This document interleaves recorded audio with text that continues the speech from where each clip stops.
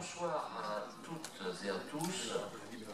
Nous poursuivons notre journée par une présentation, une conférence d'Anicet Le Pors, que nous remercions vivement de sa participation, d'avoir accepté de venir jusqu'ici, qui va traiter du sujet suivant, 5e République et élection du président de la République au suffrage universel direct, avec les conséquences que ça entraîne.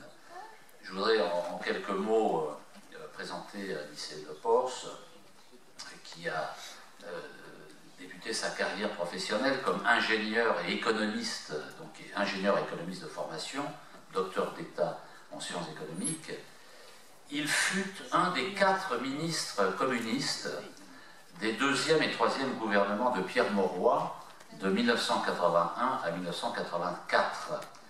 Il a été détenteur du portefeuille de la fonction publique et des réformes administratives et il a initié une réforme d'ampleur considérable comprenant un nouveau statut des fonctionnaires tendant à unifier les 3 fonctions publiques, celles d'État, territoriale et hospitalière, en privilégiant l'accès aux services de l'État par la voie du concours. Et en termes chiffrés, il faut savoir que cette réforme a permis de passer de 2 millions de personnes, un peu plus de 2 millions de personnes, à 5,4 millions de personnes couvertes par le statut. Bravo.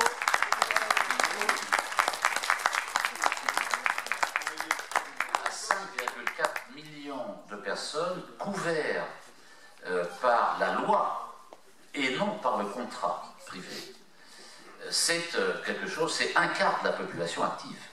C'est tout à fait colossal. Anicet Le Pors a été ingénieur à la métallurgie nationale à Marrakech, puis à Casablanca, puis au service central à Paris. Il a été chargé de mission à la direction de la prévision du ministère de l'économie et des finances, chef du bureau de l'industrie, chef de la mission interministérielle immigration et développement économique et social, chargé de cours à Paris 13, à Villetaneuse et à l'ESSEC, école de commerce à Paris. En 1985, il est nommé conseiller d'État, membre de la section du contentieux de la section des travaux publics.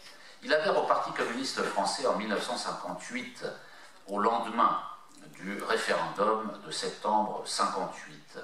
En 1977, il est élu sénateur des Hauts-de-Seine, groupe communiste. En 1985, il est élu conseiller général des Hauts-de-Seine, élu dans le canton de Nanterre, sud-est.